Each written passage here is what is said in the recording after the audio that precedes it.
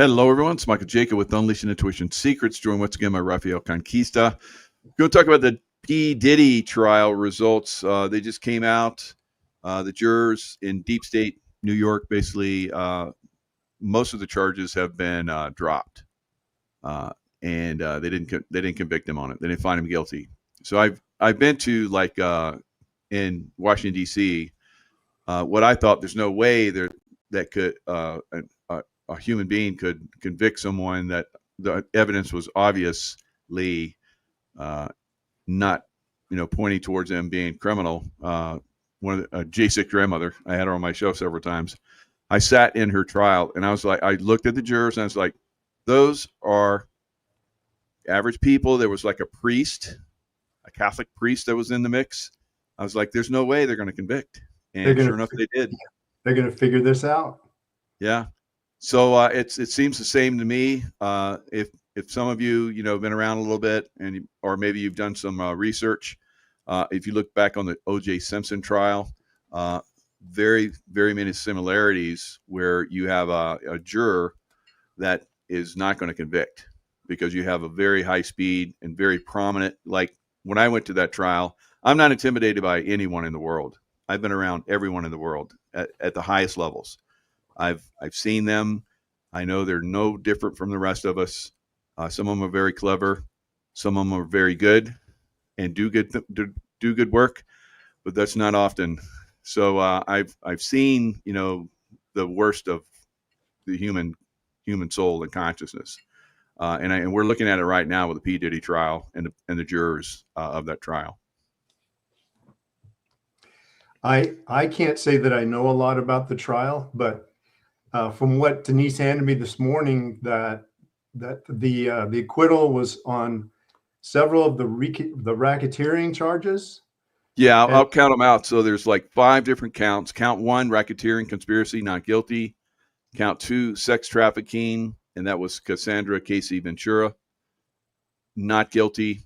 Count 3, sex trafficking of Jane, not guilty.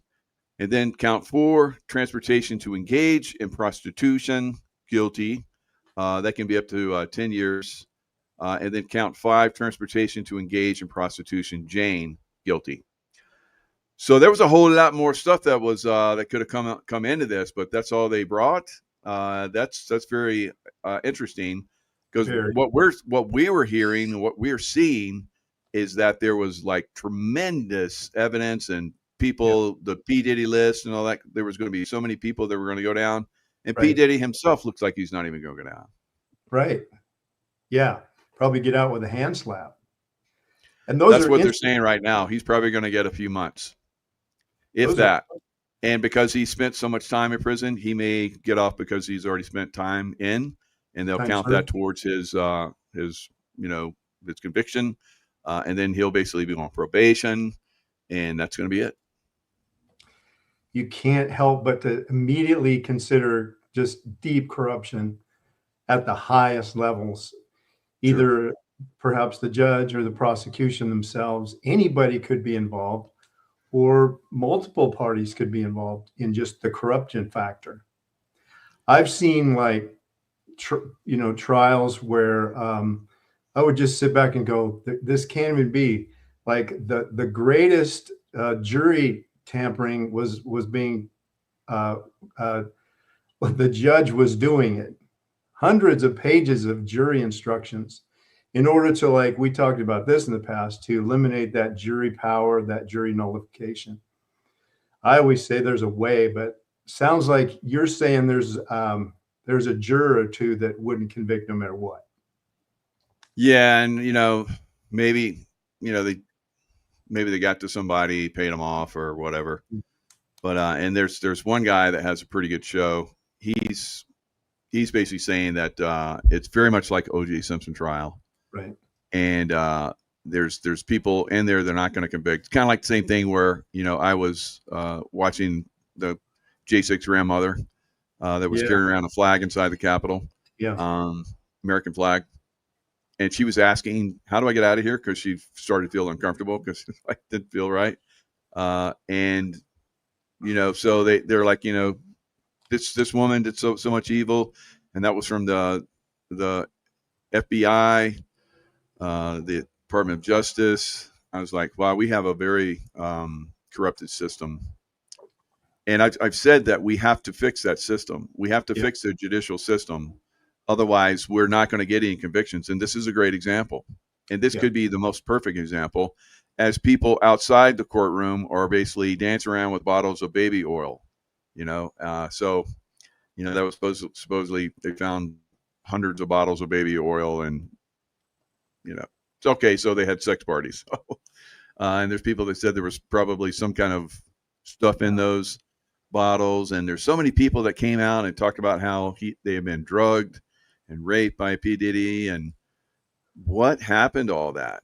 It's like, if there was more women than men, because I guess there was 8 men on there, from what we're hearing, there was more women than men. There was no way he would be walking away. I guarantee you. So men are looking at this and going in that trial in New York.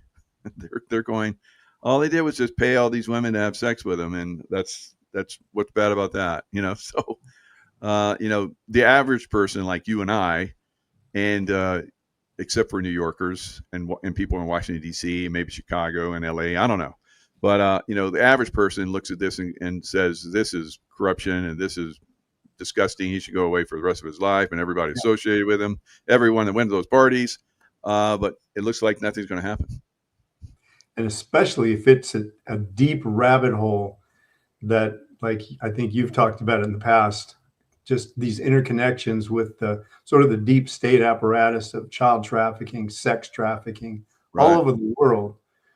And if we think about it, sort of like, the OJ case, where on technicalities, or it could have been a juror, whatever, I think back then it was technicalities, that there's still, and this is the power that we still have, all of those victims still have the power to bring individual criminal or individual civil actions for big bucks. Just like in the OJ trial, where the family lost the criminal trial and then they came back with a civil case. And I don't know, they were awarded several $100 million, like his entire wealth at that time came back to her family. And, this has been my contention all along. As soon as somebody touches you, you sue them. And we'll talk a little bit further about this, because there's some other stuff that we're going to be talking about. But we don't need to cover this. This is just a little sideshow. It's just pop. So I thought we'd cover this, because you're very good at covering the judicial side and how it's corrupt and how you can overcome that corruption if you just do a little due diligence on your part. And it seems like like you said, the prosecution might have been corrupt, and the prosecution contained James Comey's daughter, so she may have done things to basically compromise it, in my opinion. So I don't know. Thank you. No, I think you do know. That's incredible. You nailed it right away. You said it's probably something wrong with the prosecution. I was like, oh, he's intuitive. Yeah.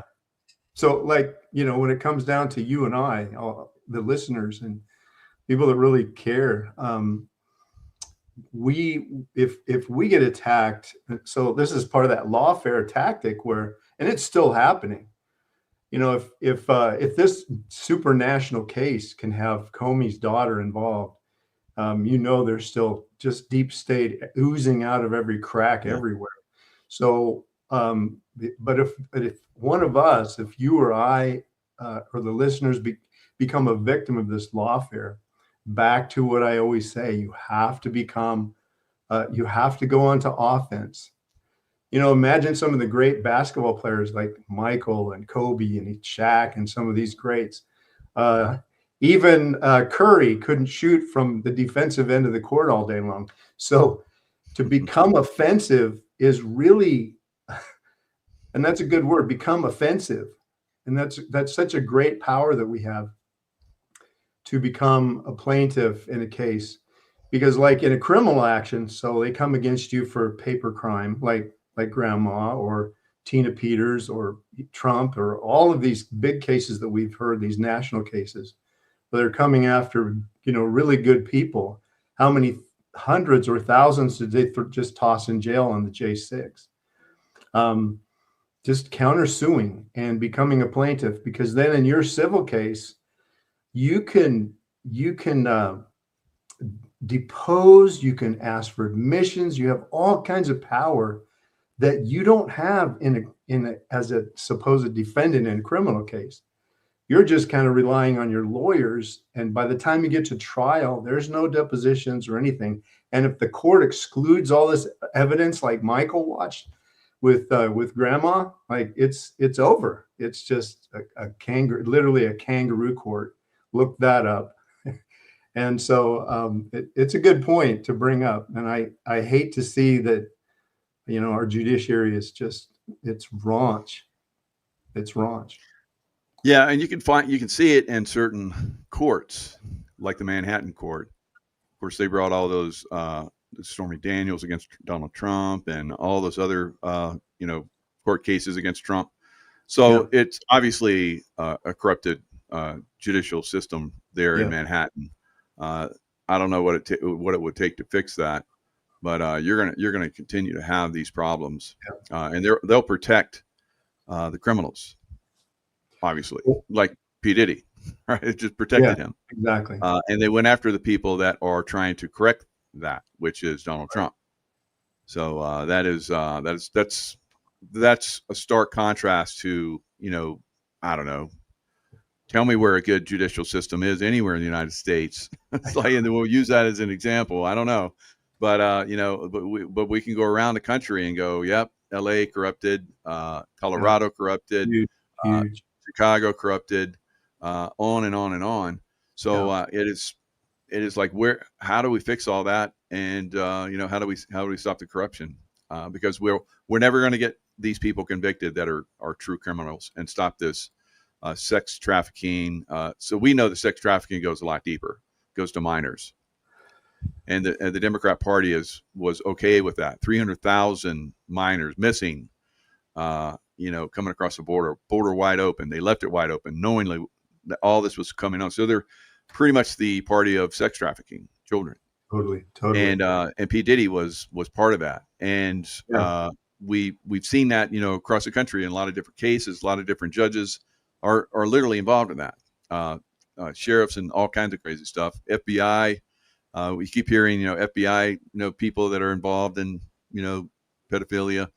It's like, wow, it's just this thing that they have to, corrupt children. And in that corruption, it spreads like a snake, through the Garden of Eden, I guess, and corrupts the minds of Eve and whoever and Adam. So we're the modern day Adam and Eve, and we're like, no, thank you. We don't want any of that satanic stuff. Yeah. Yeah. And I think there's a protection about that too. Those of us that are just sort of sighing, there's like this deep, you touched it really well just now. There's like this deep, we don't want anything to do with it. We're watching this serpent sort of have its way in really, I guess we could say, our temples, so to speak, these courts and the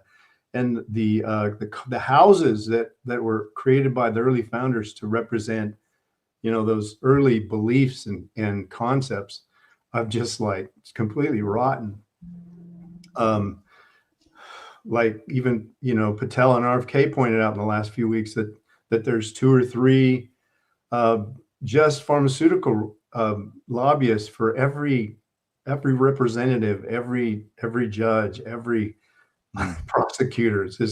So it's like really deep. But I don't know, Michael, that's such a great question. I don't know that we can overcome it, but I think perhaps we can at least overcome on an independent basis. And maybe let me point out that, like, so this idea of judicial sort of legislative, where these judges are legislating basic actions from the bench, and it showed up on a national scale where Trump was trying to use ICE, and they were going after the criminal illegal immigration or illegal invasion, and so a lot of these district court judges were making rulings that at the time were upheld all over the country. And so that got fast tracked to the Supreme Court, and then just recently, and I think this is profound, and it also, there's a couple of things I want to point out about it. And so it went to the Supreme Court, and the Supreme Court said that these local courts, these district court judges, their rulings now only apply to the case at hand. So this is incredible, because in the past, there's been this mentality that when a district court judge, or even all the federal courts, that sort of becomes precedent for all kinds of other cases. And so in this case, the Supreme Court just slapped that down and basically said, district court judges can't legislate from the bench, and their rulings only apply to that particular specific case.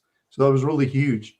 So it took away all this, all them trying to shut down the ICE and the gathering of these illegal immigrants. But it also, on a deeper level for us, so I bring it to like just a small traffic case where there's been hundreds of Supreme Court rulings on the simple thing that you can travel anywhere you want without a license freely, and you shouldn't even be hassled about it. And yet on the codes over here, in the codes, it's you got to have a license, or it's like a little, misdemeanor. So it's funny how the police and the apparatus and the courts will always charge you for not having a license or for speeding, etc.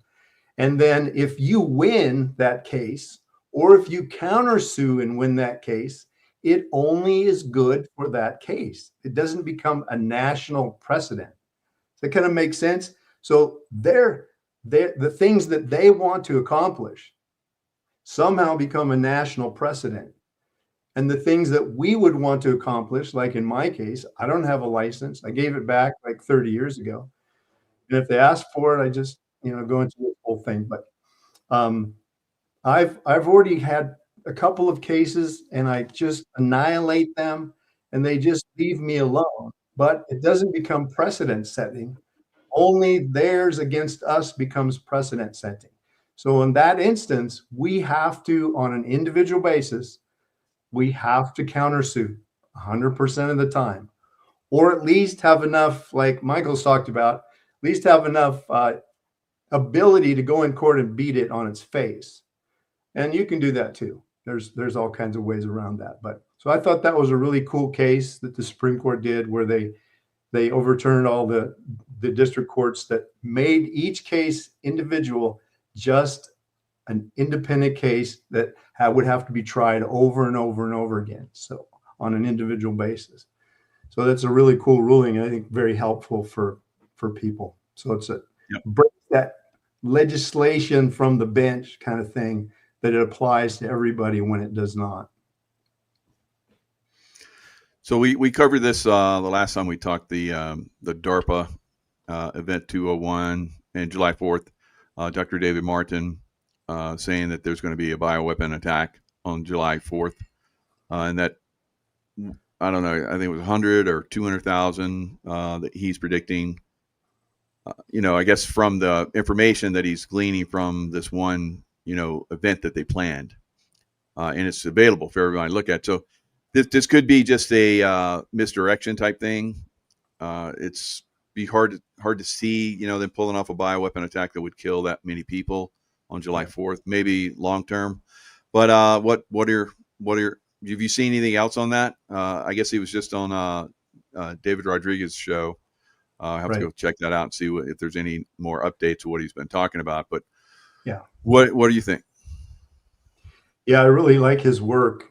He's a great guy, and I really appreciate. He's a really intelligent guy, and he's saying, I think he said, and I'm not sure why he said specifically like 280,000. Yeah, around the 4th. That sounds right. I think about it, and I'm like, that's very possible, but it doesn't seem to be the pattern that we've experienced with them so far, other than, it could be a point to being able to blame like Iran or somebody that they want to go after. So that's real possible. And it could be at some sort of event, or I don't know how he came up with the 280,000, and I'm not even sure how you deliver it. I think that was what they had in their talking points. Okay. They basically had a planned out event, Okay. and we used to do. Yeah. So I lost connection with you. So if until you come back, I think I'll just try to talk. So maybe both of us will be talking at the same time. So I'll hope to be listening to you first. But yeah, I don't 280,000, that would be like initial event. And I could probably share my screen, except I'm not sure it's going to be working because yours is kind of glitching right now. Okay. So, but one of the things I thought about is, so that report was written back under the Biden administration, and all of the people involved in that report, and I would share my screen with it right now just so you guys could all see it.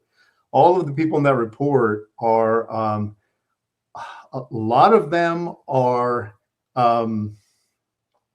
doctors, a lot of these commissioners with like medical boards, vaccine boards, and things like that. So all of them, I believe, probably had a conflict of interest. In other words, they were all connected to the vaccine industry.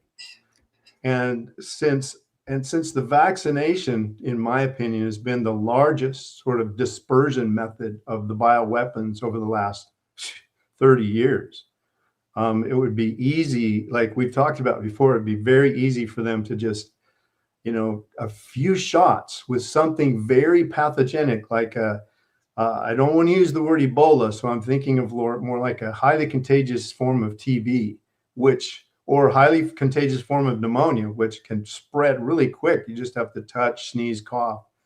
And a lot of those types of pathogens can be fatal within 24, 48 hours and all look like Ebola. So I'm thinking the conflict of interest there, matter of fact, since you're back, I'd like to share my screen and show everybody this. Yeah. So let me. So my thoughts, if that many people, because we've already totally exposed them for the last pandemic, and now we've exposed their plans for the next pandemic. So if they were to come out with that at this point, they're completely out in the open. And you know how they like to, like you just talked about, blame it on somebody else, misdirection, and all that. So that, if they really did on July 4th come out, that would be so in our face. Everyone talking about it, and it would be like complete game on. It's like death match, to the end. Man, I'm so glad you brought that up. That's such a good point, because I don't know if many people have thought about that. If that happens, this is the write-up again. Yep. And it's in here. I'll just cruise really fast down to that spot that you're talking about. So if that were to happen, this 280,000 on July 4th, yeah, it's like a sign they would be on, right? Like in our face here, you don't have any say about it, and it's on. Yeah, exactly. Like you just we said, planned it last time, we got away with it. Now we're showing you we planned it again, and we're going to get away with it once again. So yeah, if it does kick off and we start to see massive die off, that's not a good sign. That means that the deep state is not done. I don't think they're done by any stretch of imagination. But that's a big FU to everybody that says that they're in charge and in control. No, you're not. No one's in charge. No one's in control on either side, really. So it's basically a slugfest that's going on, and we're in the middle. We're in the middle of it. We're not on the sidelines, we're in the middle and trying to get out of the way of getting punched. Yeah. No, it's the war is on, and you're probably, the top guy that I know of in the world that's saying that we're in a war and we're under attack. And so, yeah, that would be like totally in our face. The war is on. Yeah. But on here's the commissioners and the ex officio members and all the, the hooty hoo and the baloney, but they're all senators and that are chairing this. Wow. Yeah. And they're all medical guys. And so these guys are all guaranteed. These guys are commissioner of FDA.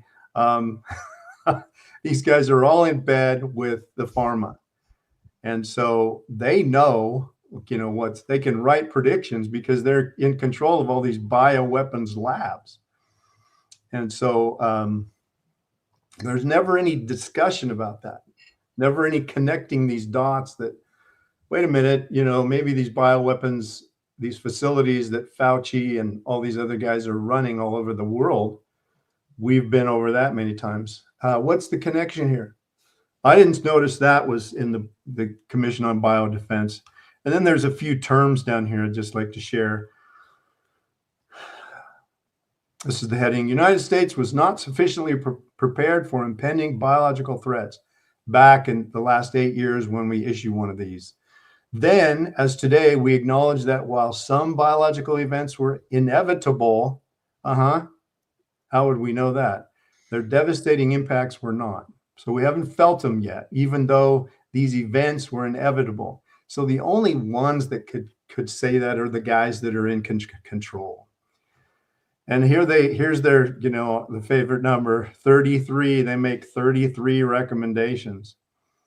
And let's see, I had another one I thought I highlighted. Anyway.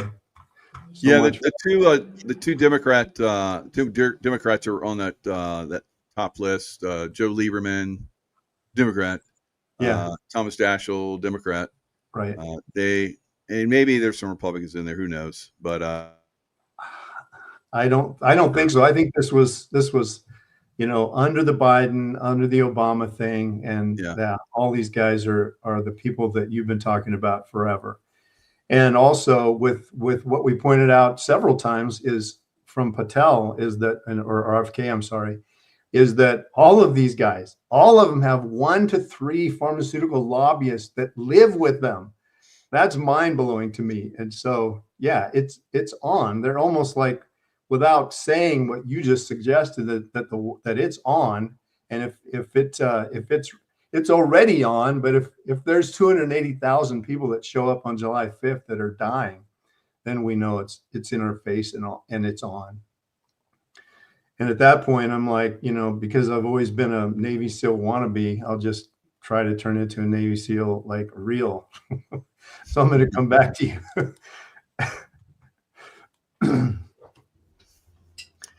There's definitely what a world we live in where we have to have to watch out for this evil group that's like James Bond movie type stuff.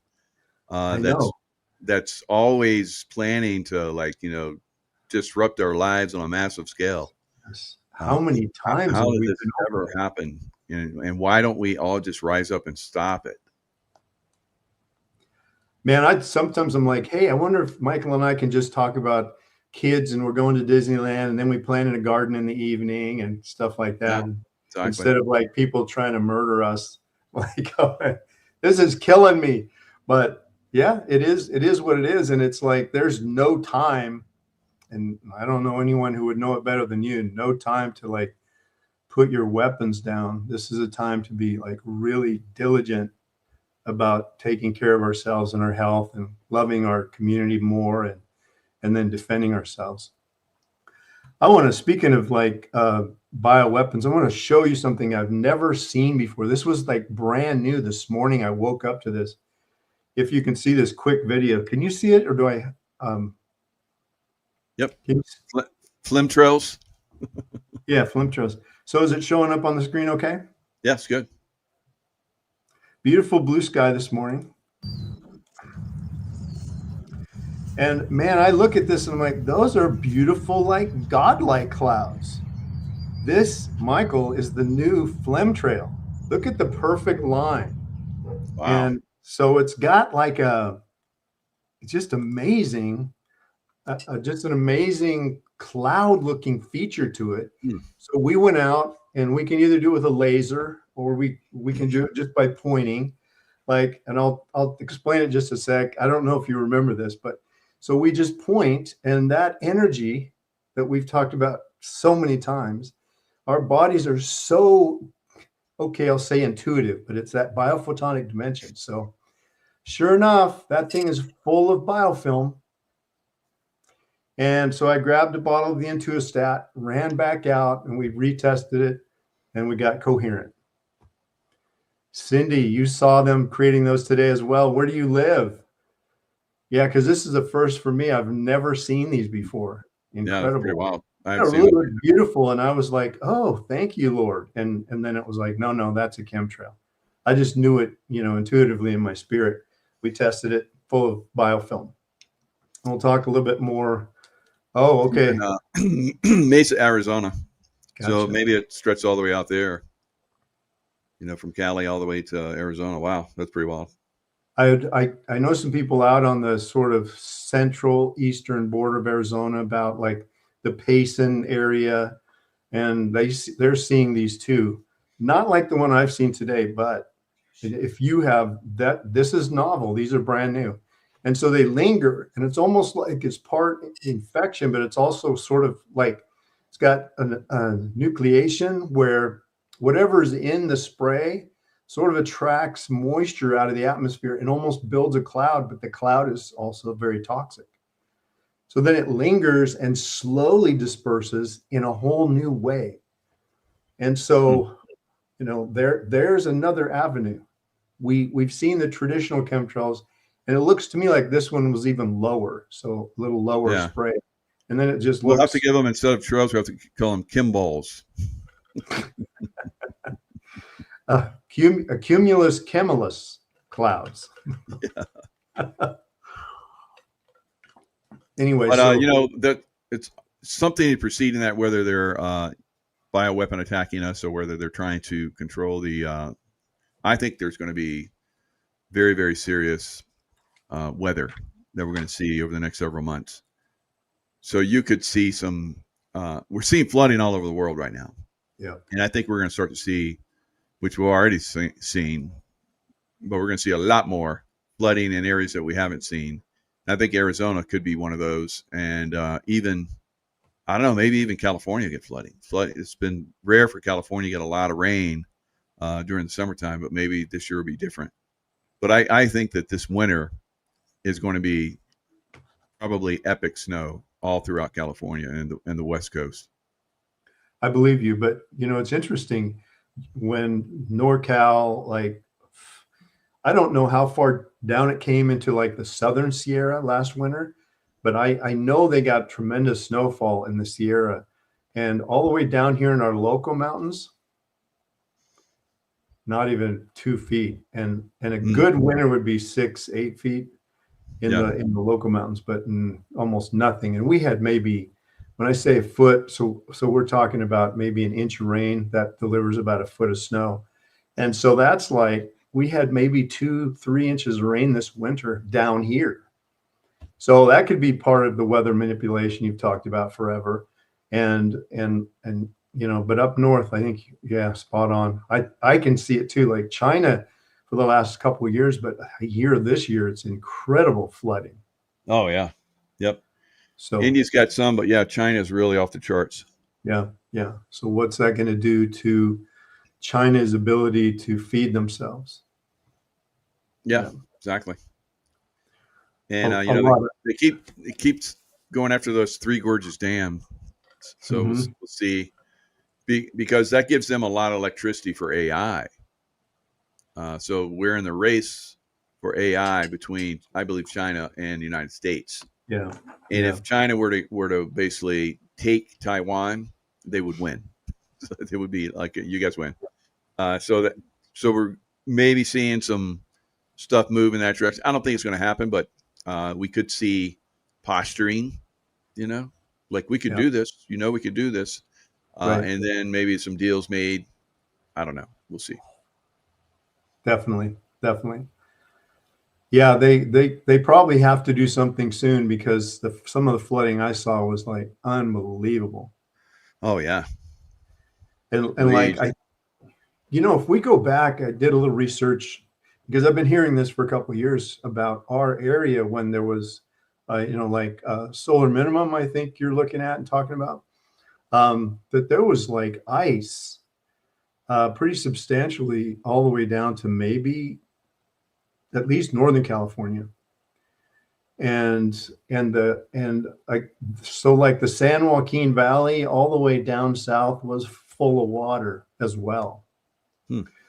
Matter of fact, like back, I think it was the 1700s that I'll have to look that up maybe for next show. But like, so they used to sail from the Gulf of Mexico all the way up to like almost San Francisco. And so they thought it was a whole different geographical landmass than it was. And then over time, the water receded, but the water was incredible in sort of the Central Valley of California. Unbelievable. Towns just obliterated underwater. Yeah. Yeah. So I suppose that could happen again. Definitely. Part of a long-term cycle and patterns. Yeah. Well, we went through when we came to Lake Tahoe, we went through Nevada, through Las Vegas, and everything is like dry. Like, yeah. It's like it's got to be the lowest it's ever been in some of their the behind the dam and so forth. I don't know how they can still run the dam. It's just just incredibly low. So I don't know what's going on with that, but it could fill up with a tsunami from that just basically washes over the mountains. It feels, because that's obviously happened in the past. Yeah. When I was in the SEAL teams, we trained the Chocolate Mountains, and I remember going to it was abandoned radio station that was right on the edge. It was up in the Chocolate Mountains. We got to go up there and do breaching, bust open the doors, blow them, and sledgehammer, all that kind of stuff. It basically, they were going to tear it down, so we got to have our way with it before they demolished it. But and we took a break and we went down and we looked out over this huge valley, and at the top we looked down and there were seashells all along the top. So this obviously was filled at one time with salt water. And I'd heard that before, but then when I saw it, I was like, dang, that's staggering. So at one time that was an inland sea, and you hear it, you hear about geological events. It's like, no, everything's very progressive. No, we've had catastrophic events throughout time. Yes. And they basically cover that up for whatever reason. And now we're like global warming. It's like global warming. It's going into a different cycle, global cooling. Yeah. So although it's very hot in some places, that normally happens. You get a spike when you have temperatures getting ready to like plummet. You get a spike in temperature, and then you're going to get temperatures go very, very low. We had a very long winter all across the country. It was some people like you didn't get a lot of snow, but it was cooler than normal for most of United States. There's still snow up here in Lake Tahoe. Still snow on the peaks. Usually by this time it's not hardly any. And so I did a hike today, and the streams are like cranking, from snow melt. It's beautiful. Awesome. Yeah, so I'm gonna have to go to some of my favorite places for hanging out by waterfalls and doing meditation. So, but it's next year it'll be far worse. So So you might be seeing. I think it's common up there for 15 foot winters, right? Oh yeah. That's very common. Yeah. But yeah, it'll be a lot more. Now it's.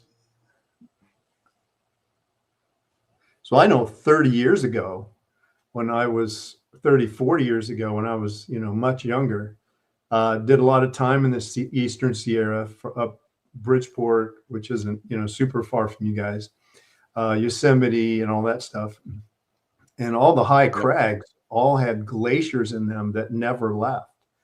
It's only been in the last like 20 years that the glaciers have been sort of melting during the summer months, but they were like huge glaciers. And I think back in that time where I was talking about, like a couple hundred years ago, they say that the entire Sierra Nevada was mostly a glacier.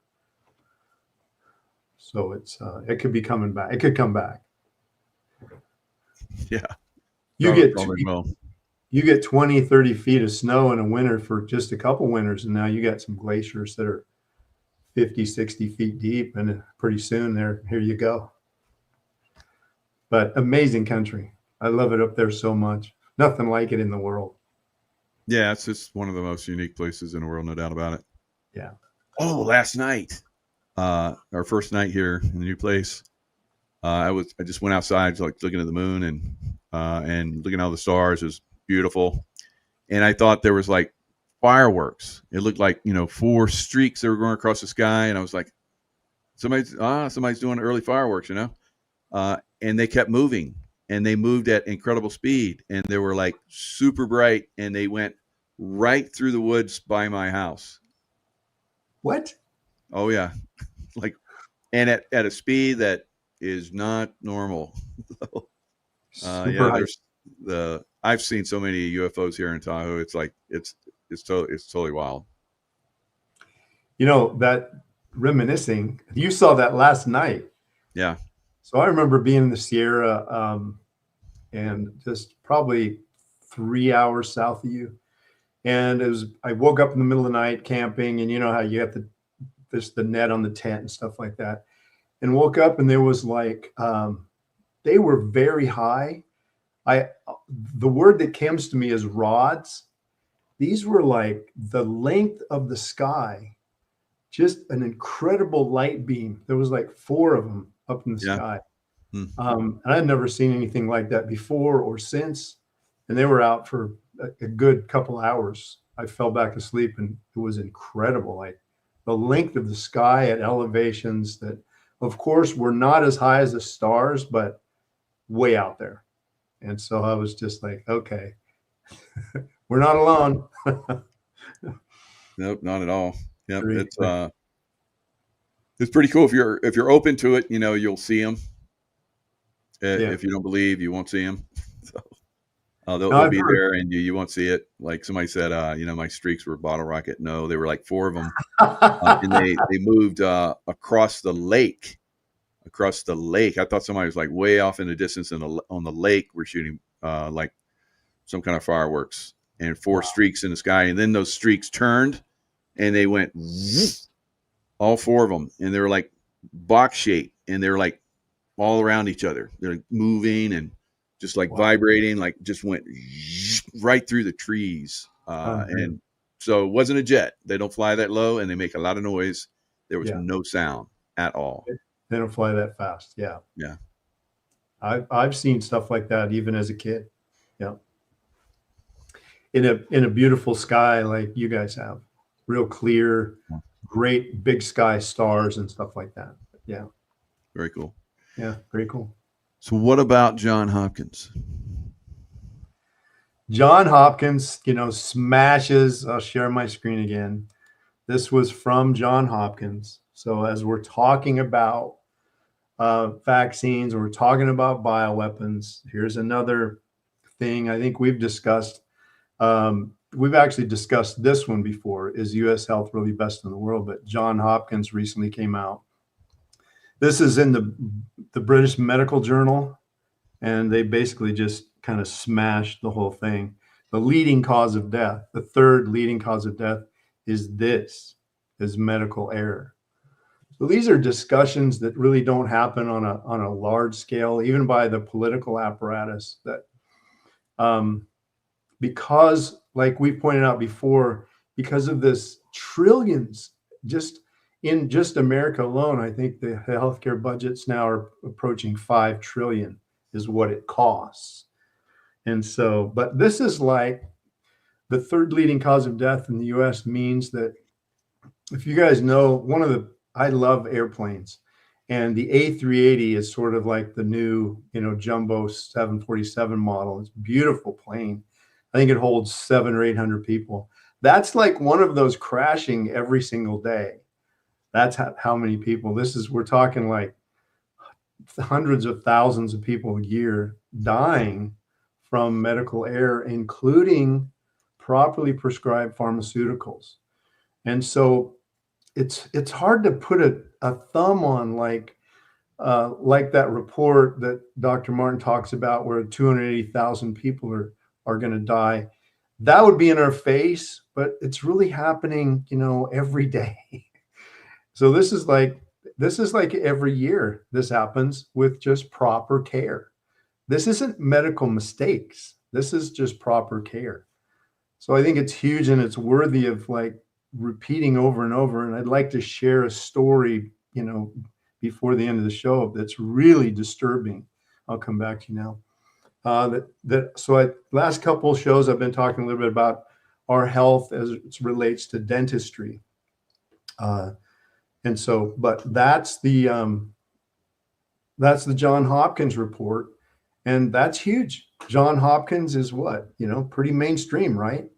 Everybody's heard of John Hopkins, and yet the report goes quiet, silent. But this is something we should be asking ourselves when we approach, you know, going to just run off to the doctor. I hear it every day, you guys. I get calls every day. I was scared because I had a little fever, or I was scared because I this or that. So I had a huge case where like this is a near death thing. They go to urgent care. Urgent care says, just go take some Tylenol. I think you have, you know, muscle spasms. And they end up, you know, in a coma. So I'll talk about that coma, you know, like real soon. If mind if I share this story? Yeah, go for it. I started about him last week. So I call him Bob. So I say, what about Bob? And he goes in, he didn't, one of his mistakes was he didn't come to see us first. And we're going to make this in the future, make this available for everybody. So he goes into the dentist. He gets 6 teeth extracted. This is huge. That's wow. That's a pretty big trauma. And we've had, you know, that's a good trauma, in other words. What was he suffering from? To have that many extracted? I think he was just starting to have some pain in his mouth and some pain in his jaws and just tenderness and stuff like that. When he chewed, he was getting a little tenderness in some of his teeth. So when it reaches that level, you guys, it's almost like to the level where it's too late. And this includes all kinds of diagnostics that are like too late. Of course, I feel like, and I know you'd probably agree with me, that too late, there's no such thing unless you're not breathing. Right. I know you could tell story after story that you lived in your life that it's too late. And I contend that it's never too late unless you're not breathing, unless the good Lord takes you out. So he ends up leaving the dentist. Everything's fine. Procedure went fine. Although I did hear that they couldn't put a stitch in the sockets because the pus was oozing out of the sockets. So now that tells me now we're in desperate. So he ends up a couple hours later, you guys, he ends up in a coma and they think he's stroking. Rush him to the hospital. Now he's in the hospital. They can't find anything wrong. They hook him up. Of course, he's in a coma. They don't know why. They're you know, trying to keep him alive, and they're searching as to why he's in a coma. So I got a call and I started screaming. I said, did they find his massive infection? She said, no, they checked his blood, checked his urine, didn't see any infection. And I said, you got to call his doctors right now and scream. Tell them to put him on every antibiotic you can think of, because that's from the teeth. Right. And so they did. She screamed and they put him on antibiotics because they tested him again. They found a tiny little bladder infection. All right, so I'm just going to take a pause because I want to describe this now, you guys. So biofilm that Michael and I have been talking about for how long now? There's no test for biofilm. You'd think when there's pus coming out of someone's tooth socket, that would be a biofilm, yes, but you would think that would be a traditional planktonic infection where you just start dying. You're so sick, and that's what's happening. But a lot of times the labs won't find biofilm because they're looking for a traditional infection, and there's no lab, there's no test that can find a biofilm. So a lot of times there will be a lapse between the expression of a biofilm into an infection like in his case, where his heart, his brain, his organs are shutting down already because of the biofilm. It's huge. And so this can happen in a single tooth. A lot of times there will be a bacterial cyst in a root canal, or in a fracture, or in an old cavity, or in a silver filling, or all kinds of mechanisms for these biofilm to grow and attach and then start spreading through the body. Yeah. And there's not any discussion. And I believe it's probably the literal black hole of medicine. And It's think so strange because, you know, I thought that was common knowledge that people knew that, you know, infected teeth can cause heart attacks, can shut the heart down. I thought everybody knew that. Especially doctors should know that. And I think a lot of them do, but it's just strange, Mike, because I don't. It's right in the bloodstream. Yeah. I just don't hear about it much. Yeah. Now, if he had been in the intuitive wellness and intuition community, he could have been scanned 10 years ago, 20 years ago, because these are, by the time teeth are that infected, they're 20, 30, a lot of times even 2 years can do one tooth, but these are really old teeth that have been, the body's been just trying, all of its energy is now going into causing you to survive. And a lot of times they kind of stay encapsulated, maybe in a root canal or in the bone or something like that. But they kind of release Pandora's box, but they still don't, it doesn't show up like a traditional infection. So they're kind of confused. If they don't see it, they don't know how to treat it. He did survive, and he just came home, and he's still like, he can't even move. He's just so like almost comatose, his energy wise. So we're patching him up, and he's finally on the atuostat and the cardio-NF, and he's coming back. And he was on pretty high dose. She was saying, because I'm saying 24 atuostat, 6 or 8 teaspoons of cardio-NF, and that'll help overcome that. And she's like, oh, he's a guy. He cries at 8 capsules. So I'm like, oh, okay. Just give him one every hour. And so he can handle one every hour. And he's coming back. But wow. So this is like all the time. Now I want to share like this. Do we have time for me to share another dental issue? Yeah. This one is going to be really hard for you guys to see because I have an image. Woman comes to the practice with stage 4, had been diagnosed with stage 4 cancer. And so she comes in, and I said, okay, so let's go. I'll wait. I don't want to show this. You were right. Okay. But beautiful lady, just, beautiful family.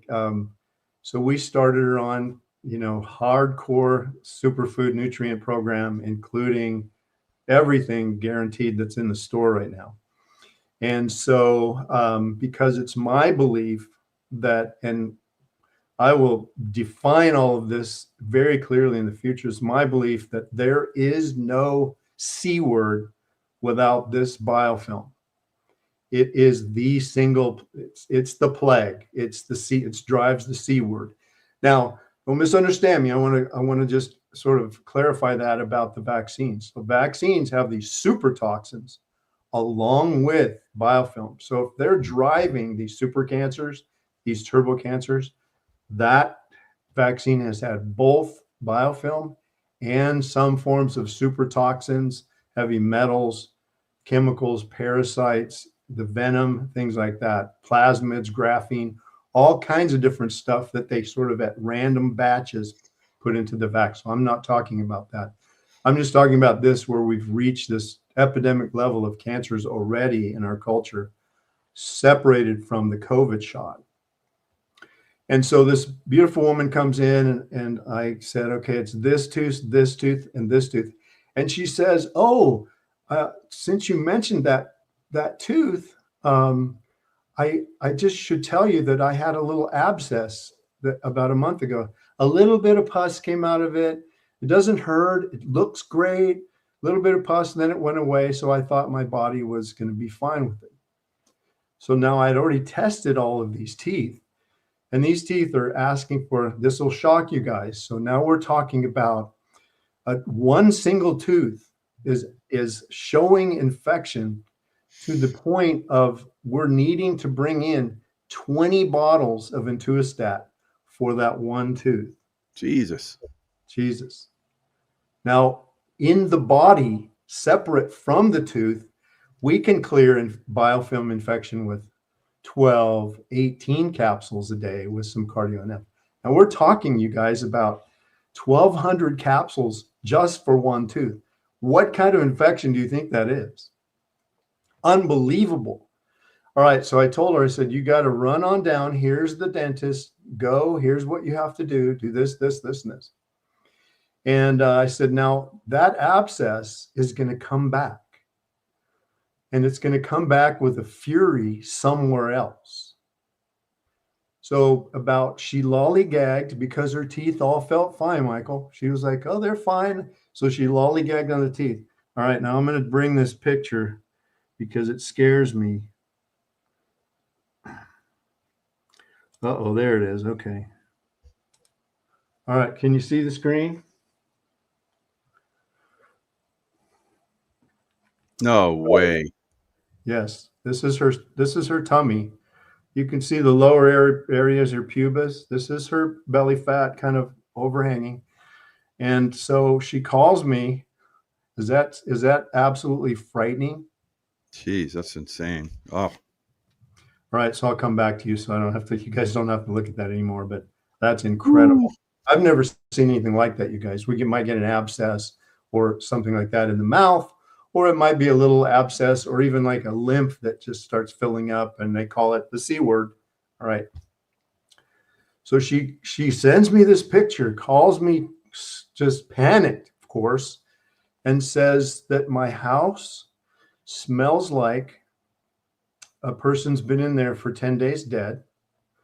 And that's what came out of my abdomen was 2 gallons. So they got like a big dish pan. She said 2 gallons of pus and fluid just came out of my abdomen. Unbelievable. And I said, okay, now you're going to do what I asked you to do. And now you have to go to the hospital because they have to clean, surgically remove all that debris, all that. Yeah. Ugh. All that necrotic tissue. And I said, and so they're going to want to put you on high dose antibiotics and all that stuff. So you don't have a choice. Yeah. Even though she went into the hospital with the whole, Jayco store with high dose. I think we had her on, 24 Alstat and some other, everything else. But so nice. She's taking this along with, they have to give her antibiotics. And I just suggested to her, now I can't tell you because this is not medical stuff. Obviously the medical stuff, they didn't find any of this. And so here's what I would do. To have them surgically clean that and stuff like that. And then it's going to have to heal from the inside out. And right. Then you go home and you finish fixing all this stuff in your mouth and everything. And so she did.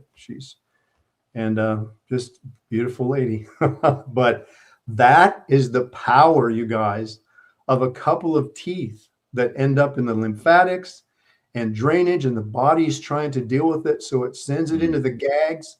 And it comes out, literally her abdomen just opened up and it just started gushing out. That was the most amazing thing I've ever seen as far as a bacterial biofilm goes, and how the body, she should have just died in the night, and instead it comes out. So just a tremendous story. And sort of the journey that we're after is, because I believe that most of our chronic health issues, and probably up to 97% of our cancers, are biofilm driven. And that's what they're seeing in their tests and scans, and they're calling it something else. Yeah, so that's like just incredible.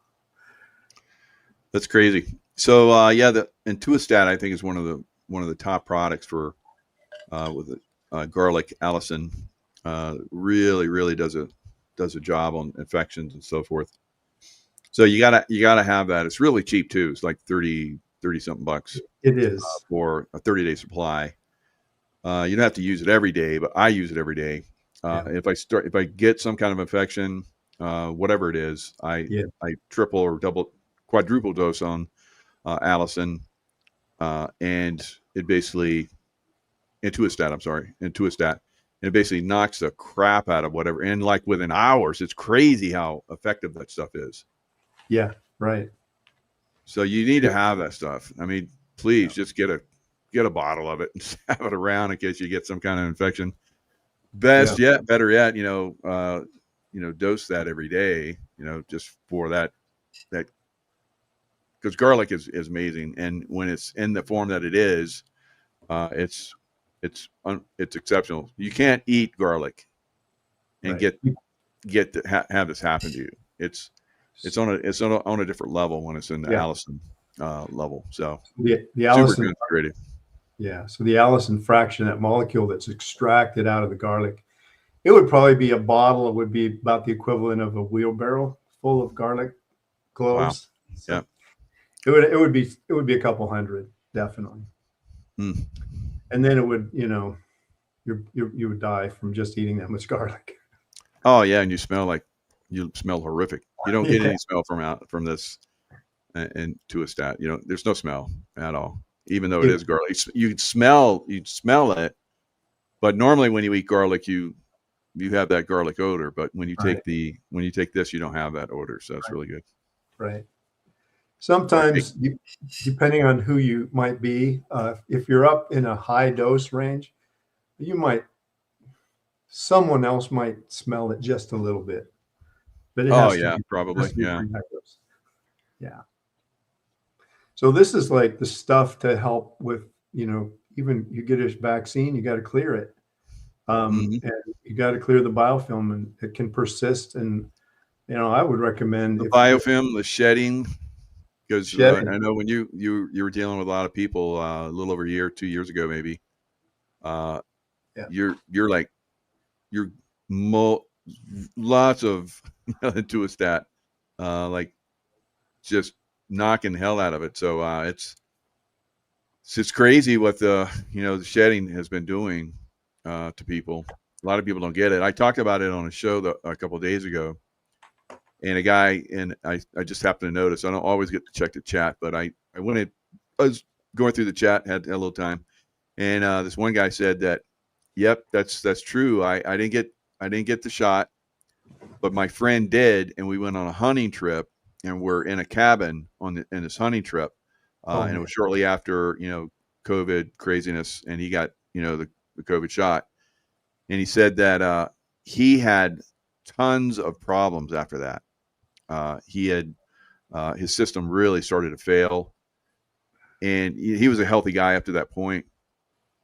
And and he says, yeah, it was from the shedding from my friend, after getting the shot. And I guess his system shut down. It had heart problems. It was like pretty substantial. Yes. So so the allicin, really helps that, kick that down, clean your system out. So definitely do the Intuistat. Very common. And I'm glad you brought that up, because right there could be that delivery that we talked about, that Dr. Martin's talking about, because that shedding, it's more random. Although in my practice, I saw hundreds that experienced that exact symptomology with cardiac issues, gut issues, just immediately went into sort of different acute symptoms from the shedding. Many of them just from the shedding. So the delivery is exquisite, and primarily we had used those two primarily, the Intuistat and the Cardio NF, over and over and over. And we used a lot of the intuitive ultralife for the lung and the circulatory tree as well. But as far as that biofilm goes, and it was, I can't always say, because it's an energetic signature when we get coherence. When we're testing, it's in the energy dimension. So I can't say, well, it's this bacteria or it's that. But when I see a lot of the allicin in the Intuistat or the Cardio NF, then I'm like, okay, it's the top of the choice field is always biofilm, because it's notorious for that now. We know that in science, but we also know it in our tests, which is very repetitive, very scientific. And so that's the go-to generally. Now, if there's other already pre-existing conditions that killed a lot of the people that either got shed on or took the shot, a lot of them had generally pre-existing conditions that they called, of course, COVID. But so it could be, a bio release through half a dozen shots that are highly contagious, persistently contagious, and then it's being spread around. So that it could happen that way. And they could market it like they do everything else. Oh, this is how to do that. This is how to do this. Yeah. Or I mean, not this is how to do it, but they could just market it the same. Oh, there was a little outbreak in San Diego, or a little outbreak, and then pretty soon it's spread. When the possibility that there's 5,000 people that got the shot are the ones that are carriers now.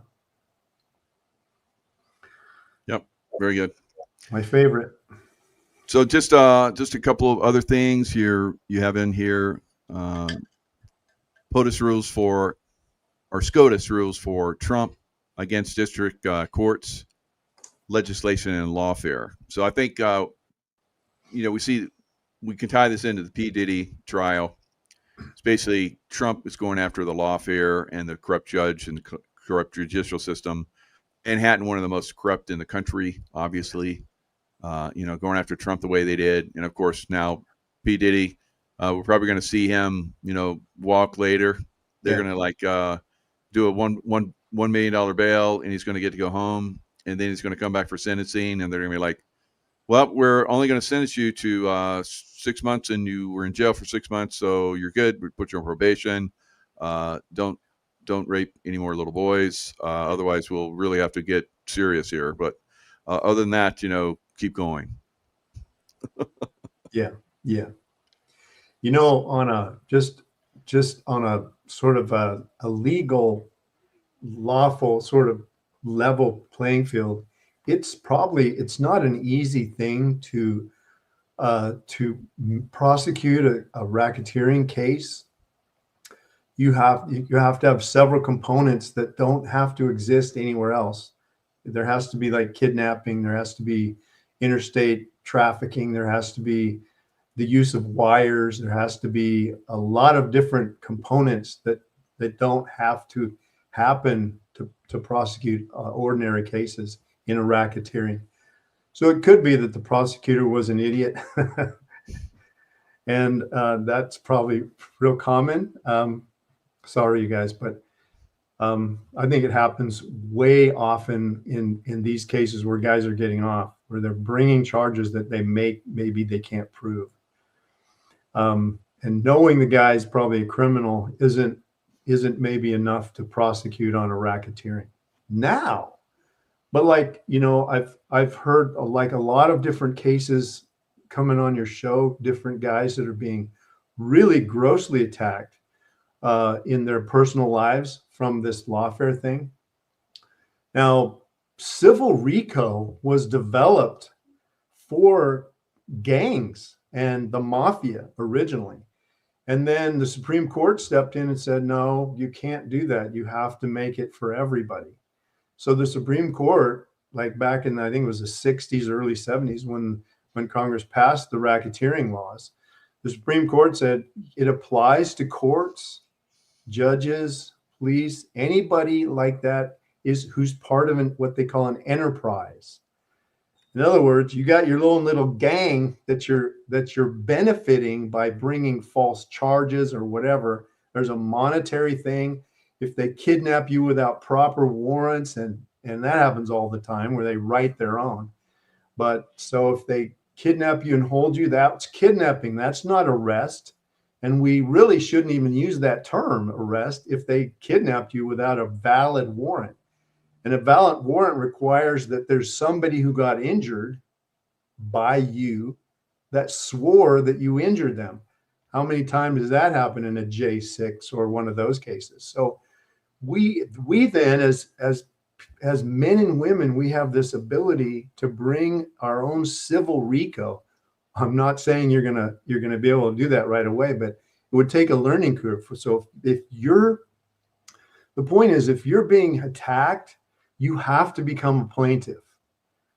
And there may not be if you've been cuffed and beat up and thrown in jail and all that stuff, you may have a racketeering suit that you can file into federal court for state issues. If it's like county sheriff or police or other people that are harassing you, or even the FBI and stuff like that, you have the ability to do that. And that's, I believe, Michael, that's what we need to do. And we're like way late on doing that as a people. And it's way time to do it. I'd love to see, like, instead of, for example, the J6ers have a class action against Pelosi. And I guess she filed a motion to dismiss, probably saying what? Oh, I'm immune because I'm this real beautiful woman and I serve the country. I'm full of authority. And the courts let it go on, said, no, not a motion to dismiss. So it moves forward. But it's just my opinion that instead of having 1,000 people joining together in one class suit, it would be better for each of those 1,000 people to file 1,000 separate RICOs. Unbelievable. What kind of a work and paperwork would that take, Pelosi? How many lawyers would? Unbelievable, you guys, the power. I've done that several times when I didn't even know what I was doing. And I've had lawyers tell me that cost a couple $1 million for those defendants. So imagine 1,000 of you J6ers file a RICO for these actions against all these defendants that are part of it, and just unreal cost alone. Even if you don't win, just the costs alone are devastating. So all you guys, 1,000, file your own separate RICOs against her and have fun. Yeah, no doubt. So somebody's asking, where all of the where can they get this the stuff? That's a show note. Sorry, that's the wrong one. Right. So present. Let's see if I can find that one. So are you talking about the store? Just go to michaelkjaco.com. Yeah. So the michaelkjaco.com and the specials. Then, of course, you got the links to, get into Heroes Lawfare Club, Hogan's Heroes Lawfare Club, LifeWave with the niece love. And then there's a special with that. And then Detox All Food, Detox Your Vaccines and Oral Infections. So there's videos for that. And then the specials, there's like 5 different specials on here.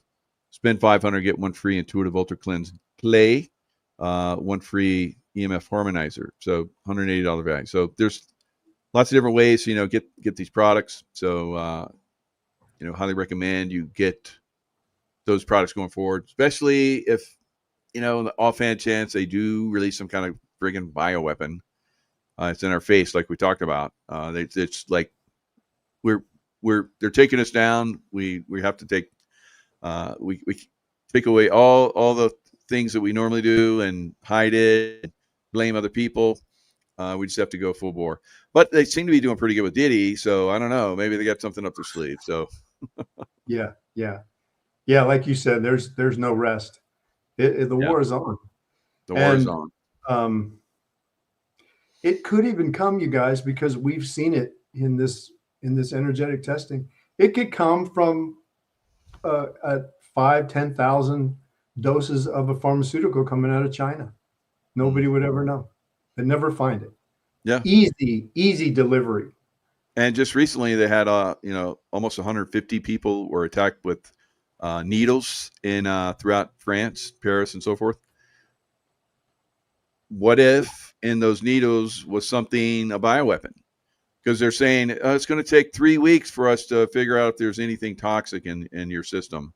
And then, of course, it could be something they don't even know, they've never seen before, or they're just trying to hide it until it gets rooted in, and all those people get stuck or infecting everybody else through what? Through, oh my goodness. Yeah. From everything, just breathing on you, touching you, shedding. Of course, shedding is if they're sick, but they may not even know. I hate to even, you wouldn't know. you'd be taking your daily dose or giving your loved one a daily dose, and then they start getting sick and you wouldn't know. So, and then, if they passed and they said, oh, it's a new flu, that it could, so the delivery mechanism is already in place. It doesn't have to be an all of a sudden release. And that's why I mentioned, based on their patterns, they talk about it a lot, but they do it like, I don't know. It's like if somebody, I don't know. It's just the way I think, but is somebody going to say, hey, guess what, you guys, you got Navy SEALs coming into your house tonight? That's not how it works. So that's my thinking, is that they're barking over here, but they're doing it some other way. In other words, yeah, they're using a jab and they're trying to do a right cross. Yeah. Yep. So, get in the store and get some stuff, guys. Get some food, get some water. You never know what might happen. Yeah. Be careful in crowds. How crazy is it that we have to talk this way? We used to not talk this way, and then we got stuff like 9/11 and COVID and all that stuff. We got to be careful. We got to start talking this stuff. Yeah. All right, sir. Raphael, thanks a lot for coming in. Good chatting with you. There's 444 looking at us right now. That was a nice number. So angelic number. Good stuff. Yeah. Bless you. Good to see you. Love your background there. It's amazing. Oh yeah, that's good. Awesome. So Florida's going to get flooded, and we're going to be in the mountains. So it's good. All right. Lots of love, guys, and we'll see you guys next time.